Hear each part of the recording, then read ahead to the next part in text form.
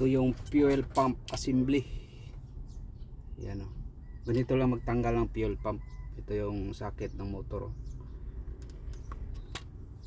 Sikwatin lang yung ano. Sikwatin lang tong ito. Ito yung pinakalock.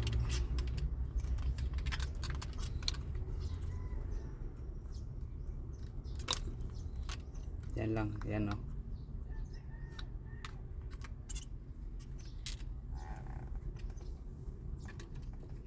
Tapos ito.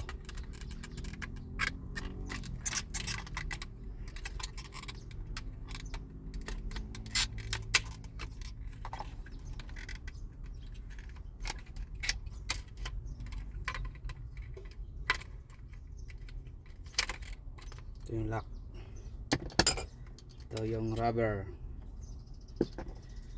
Ito yung strainer. Yan.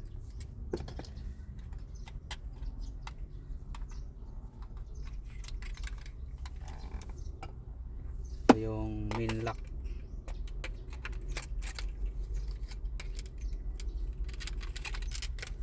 Ganyan lang mga bay.